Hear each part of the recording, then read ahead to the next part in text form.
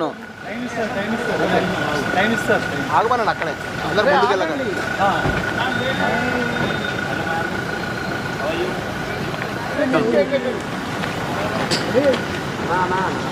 పైకి తీసుకున్నారు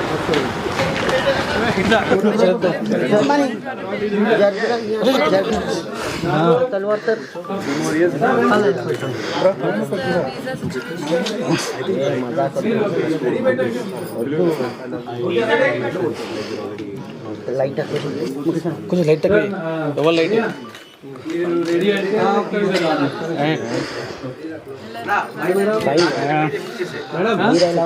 అదే అక్కడే హాయ్ మేడం.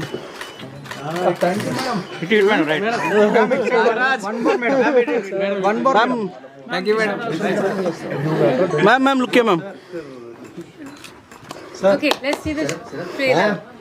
Okay guys, పదండి ట్రైలర్ చెప్పండి. Hello ma'am, looking gorgeous. ఎల్లే ప్లీజ్ ఎలగలే అరగనా నీకోసం. Welcome sir, welcome. Waiting Coming. Congratulations, Manoj, for your first short film. yes Mr. Romeo. I've known Manoj for many years, and he's very passionate about filmmaking. Chala I think he's always in stories, always thinking about what he can do. Short stories, I think it's a beautiful platform. After teaser, okay. So let's watch the teaser. Okay. Funny.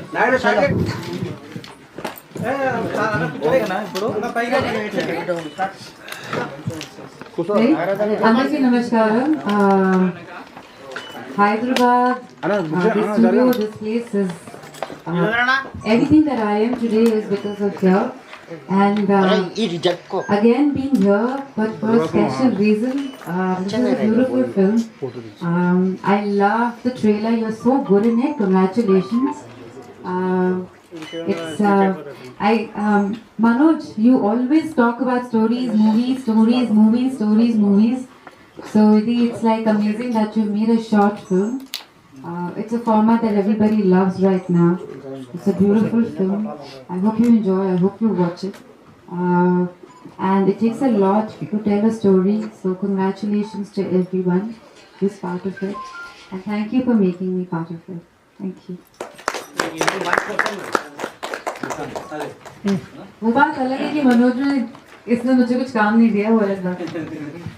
అందరికీ నమస్కారం అండి. First time మాట్లాడుతున్నాను, ఏం మాట్లాడాలో తెలియదు. But thank you so much sir for coming and blessing us. And media మిత్రులందరికీ thank you so much. మీరు bless చేయాలి. ఫస్ట్ టైం కష్టపడ్డాం. I hope you guys will support me. And thank you to everyone present here, DOP గారికి, and then all the cast and crew. Everyone marchipothe sorry. Thank you so much Manoj sir, he showed me a new way. I'm very new to this and I'm flying to the US tomorrow. Chadukodaniki veltunanu, so I'll be back again after a few years and I'll see you again. Thank you so much and please watch my short film. Thank you. Being encouraging my small film, very small film. And thanks once again. అందరికీ నమస్కారం. Media మిత్రులందరికీ నమస్కారం. మనోజ్ గారు చెప్పినట్టు ఇది చిన్న film అన్నారు కదా. చిన్న ఫిల్మ్ పెద్ద ఫిల్మ్ ఏమి ఉండదు. ఫిల్మ్ ఉంటుంది. ఫిల్మ్ ఏం చేస్తుందని దాన్ని బట్టి దాన్ని చిన్న ఫిల్మ్ పెద్ద ఫిల్మ్గా అది ఇదవుతుంది. మనోజ్ గారితో నాకున్న అనుబంధం ఏంటంటే, పలాసా కూడా ఇలాగే ఒక చిన్న ఫిల్మ్ అనుకుని తీసి దాన్ని ఒక ప్రివ్యూ వేసినప్పుడు డిస్ట్రిబ్యూటర్స్కి అందరికీ చూపిస్తున్నప్పుడు మనోజ్ గారు ఎవరో కూడా నాకు తెలియదు. వాళ్ళందరితో పాటు వచ్చిన మనోజ్ గారు నన్ను పక్కన పిలిచి ఒక 1 అవర్ కార్ దగ్గర నిలబడి మాట్లాడి, బాగా తీశారండి, ఎవరు ప్రొడ్యూసరు ఏంటి ఏది నేను తీసుకుంటాను ఈ సినిమా అని చెప్పి అక్కడ నుండి నా వెనకపడి ప్రొడ్యూసర్తో కనెక్ట్ అయ్యి తర్వాత ఆ సినిమాని కంప్లీట్గా తీసుకొని ప్రమోట్ చేసి మీడియా 9 ఆ బ్రాండ్ని దాంట్లో ఇంక్లూడ్ చేసి ఆ సినిమాని పూర్తిగా ప్రమోట్ చేసి రిలీజ్ చేయడానికి మొట్టమొదటి, లేదంటే పలాస అనేది ల్యాబ్లోనే ఉండిపోయే సినిమా. ఈరోజు నేను ఇక్కడ నిలబడి ఉండేవాడిని కాదు. దానికి 100% కారణం మనోజ్ గారు. సో నేను లైఫ్ టైం నేను గుర్తుపెట్టుకున్న పేరు మనోజ్ గారు ఫస్ట్. సెకండ్ అది అయిపోయిన తర్వాత ఒక 20 రోజులకి కరోనా వచ్చింది. అంటే ఫస్ట్ వీక్ సినిమాకు కొంత పేరు వచ్చి సెకండ్ వీక్ థియేటర్లు పెరిగిన టైంలోనే ఫస్ట్ వేవ్ రాగానే థియేటర్లన్నీ బంద్ అయిపోయినాయి. సో ఒక ఫస్ట్ ఫిల్మ్ డైరెక్టరు 3 ఏళ్ళుగా ఇంకే పని చేయకుండా సినిమా మీద, ఒక చిన్న సినిమా మీద ఉన్న డైరెక్టరు. అలాగే నేను చిన్న కుర్రోడిని ఏమి కాదు, అంటే ఇంకొక ఫీల్డ్లోకి వెళ్తాను, ఇంకోటి చేద్దాం అంటే 30 ప్రొఫెషన్స్ చేసిన తర్వాత వచ్చిన ప్రొఫెషన్ ఇది. దీని తర్వాత ఇంకేంటి అంటే ఏం తెలియదు నాకు కూడా. సో అలాంటి పరిస్థితుల్లో అగమ్యగోచరంగా ఉన్నప్పుడు మీకు అందరికీ తెలుసో లేదో ఓటీటీస్ అనేవి అప్పటికేమీ ఫేమస్ కాదు, ఓటీటీ మీద అంత పట్టు లేదు, ఎవరికి ఏం తెలియదు. ఇంకా థియేటర్ అనేదే బ్రతుకుంది, బాగా బ్రతుకున్న టైంలో ఓటీటీకి ఫస్ట్ దాన్ని పుష్ చేసి అమెజాన్లో పలాసాని పెట్టి దేశవ్యాప్తంగా దానికి పేరు తీసుకొచ్చిన క్రెడిట్ కూడా మనోజ్ గారికి చెల్లుతుంది. సో తర్వాత అది అమెజాన్లో ఆల్ టైమ్ బ్లాక్ బస్టర్గా ఉండడం, కరోనా మొత్తం దేశం మొత్తం సినిమా చూడడం, పారంజిత్ లాంటి వాళ్ళంతా దాన్ని ప్రశంసించడం, దాంతో మన ఇండస్ట్రీ చూడటం, నన్ను పిలవడం, తర్వాత సినిమా రావడం, తర్వాత ఇక్కడ దాకా నేను రావడానికి కారణం మనోజ్ గారు ఫస్ట్ నుండి ఆయనకి విపరీతమైన అంటే సినిమాలో ఉండాలి, సినిమాకి సంబంధించిన పనులు చేయాలి, అది ఏదైనా కావచ్చు. అంటే ఆర్టిస్ట్ మేనేజ్మెంటా, లేకపోతే ఫోటోగ్రఫీనా, వీడియోగ్రఫీ చేయడమా, లేకపోతే ఇంకోటని ఆయన ఎప్పుడు కూడా సినిమాలో ఉన్నారు. ఎప్పుడు మేము కలిసినా నాకు ఏదైనా ఒక కొత్త ఐడియా చెప్పడం, లేకపోతే నేను ఇలా చేస్తున్నానని చెప్పడం, అంతకు మించి మన డిస్కషన్ కలిసినప్పుడు అంటే ఒక సంవత్సరంలో 2-3 సార్లు కలుస్తాం. 2-3 సార్లు ఆయన మాట్లాడేది కంప్లీట్గా క్రియేటివ్ సైడ్ ఉంటుంది. కలిసి ప్రతిసారి ఏదో కొత్తగా చెప్తారు. రీసెంట్గా నాకు చెప్పింది ఏంటంటే, సార్ నేను ఒక మోడల్ని ఒకటి అనుకుంటున్నాను, ఆ మోడల్ అంతా ఆయన తర్వాత మీకు చెప్తాను, నేను చెప్పకూడదు, అది ఓ మోడల్ అనుకుంటున్నాను. ఆ మోడల్కి సరిపోయేటట్టుగా అంటే కొత్త జనరేషన్కి సరిపోయేటట్టు ఎంటర్టైన్మెంట్ ఇండస్ట్రీలో వచ్చే విప్లవం ఏదైతే ఉందో ఆ రెవల్యూషన్ తగినట్టుగా నేను ఒక మోడల్ని అనుకున్నాను. ఎవరితోనో ఎందుకు ఎక్స్పెరిమెంట్ చేయడం అని చెప్పి నేనే చేశాను, ఒక ఫిల్మ్ తీశాను అని చెప్పి నాకు రష్ చూపించారు. అది నేను యాక్చువల్గా ఏంటంటే, సరే ఫోటోగ్రాఫర్ దగ్గర ఉండే ఒక కెమెరా ఏముంటుంది, మ్యాక్సిమం ఉంటే ఒక FX3 లాంటి కెమెరా ఉంటుంది, దాంతో లైట్లు అని చెప్పారు, పెద్ద యూనిట్ ఏం లేదు సార్ అంటే. దాన్ని చూస్తే ఆయన ఒక ఫ్యాషన్ ఫోటోగ్రాఫర్గా అనుకున్న అనుభవం అంతా ఉపయోగించి లైట్ లాంటి, ఇప్పుడు ఏదైతే మనకి సమ్మె జరుగుతుందో మళ్ళీ అంటే టాపిక్ డైవర్ట్ అయిపోద్ది, కానీ అదంతా ఏం లేకుండా కూడా ఒక సినిమా చేయొచ్చు, ఒక అద్భుతమైన ఫుటేజ్ చేయొచ్చు అన్నది అయితే నాకు చూపించారు. ఒక 3 వీక్స్ బ్యాక్ చూపించారు నాకు. తర్వాత ఇప్పుడు అది కంప్లీట్ అయిపోయింది, అదే సినిమా. ఇందులో చరణ్ కదా, చరణ్ యాక్ట్ చేశారు. చరణ్ రేపు యూఎస్ వెళ్ళిపోతున్నారు, అందుకని ఇది అర్జెంటుగా పెట్టాల్సి వచ్చిందని కూడా చెప్పారు. అని రమ్మన్నారు, వచ్చాను. ఈ సినిమా చాలా బాగుంటుంది. ఈ సినిమా ఒక కొత్త ఒరవడికి అని అనుకున్న మోడల్కి కనుక వర్కౌట్ అవుతుందని నేనైతే భావిస్తున్నాను.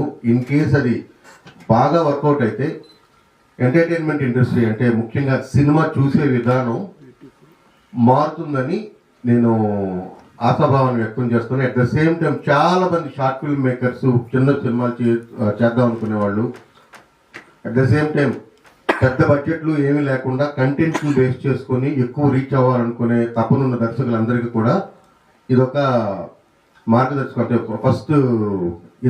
ఫస్ట్ రూట్ అవుతుందని నేను భావిస్తున్నాను. ఆ విధంగా మనోజ్ గారు దీంట్లో బాగా సక్సెస్ అవ్వాలని, ఈ మోడల్ మరింత విస్తృతంగా ముందుకెళ్ళాలని, నేను కూడా ఇలాంటి సినిమాలు చేయాలని ఆశపడుతున్నాను. ఎందుకంటే నా దగ్గర నేను రాసిన షార్ట్ స్టోరీస్ ఉన్నాయి. అపూర్తిగా సినిమాలు చేయలేం, అలాగని చెప్పి చిన్నగా చేయలేం. చిన్నగా చేస్తే ఎక్కడికి వెళ్తాయో తెలియదు. బట్ ఇలాంటి కనుక సక్సెస్ అయితే అవన్నీ చేసే అవకాశం ఉంది. నాకు ఈ అవకాశాన్ని ఇచ్చినందుకు, నాకు ఈ గౌరవాన్ని కల్పించినందుకు మీడియా 9 సంస్థకి, మనోజ్ గారికి హృదయపూర్వకంగా కృతజ్ఞతలు తెలుపుకుంటూ సెలవు తీసుకుంటున్నాను. Thank you. విజువల్గా మాత్రం it is a half an hour big film, half an hour to 40 minutes big film. That is the promise. Thank you for your patience on the media, and please encourage us. Once the movie is ready, it's almost కొంచెం RRలో ఉందండి, ఒక 1 monthలో special show for media వేసి దాని తర్వాత we will plan any platform or something. And thank you so much for coming here and helping us reach more. అలాగే ఈ సినిమాకి help చేసిన ఒక్కొక్కరు లొకేషన్స్ కానివ్వండి, రెస్టారెంట్స్, కాఫీ షాప్స్, గోవా కానివ్వండి, we have put the thanks God. But 15 members పైన ఉన్నారు. The main pillar behind this cinema Shyam Sundar గారు, నేతి శ్యామ్ సుందర్ గారు. He's the person first idea తీసుకొచ్చారు. మా చరణ్ని సినిమాలో లాంచ్ చేయాలనుకున్నా అండి, మీకు ఒకసారి ఒపీనియన్ ఏంటి అంటే, I advise fine short film లాంటిది ఒకటి తీస్తే క్లారిటీ వచ్చేస్తుంది. 5 crores పెట్టి రిస్క్ చేసి సినిమా బాగుంటుందా లేదా, ఇతను యాక్ట్ చేయగలుగుతాడా లేదా అనే బదులు ఒక 10 lakhsలో చేద్దాము అని స్టార్ట్ చేసామండి. But I can tell you, he will definitely become minimum 20 crore hero. Minimum 20 crore marketing hero అవుతాడు. ఫస్ట్ సీన్ నుంచి is without professional training or anything, talent చాలా ఉందండి. ఎవ్రీ సీన్ 20 scenes ఉంటాయి సినిమాలో. Is acted very well, especially ఒక breakup సీన్లో మాత్రం is done excellent job. మంచి టాలెంట్ ఉంది. Charan, Guru Charan will be definitely market ఉన్న హీరో అవుతాడు.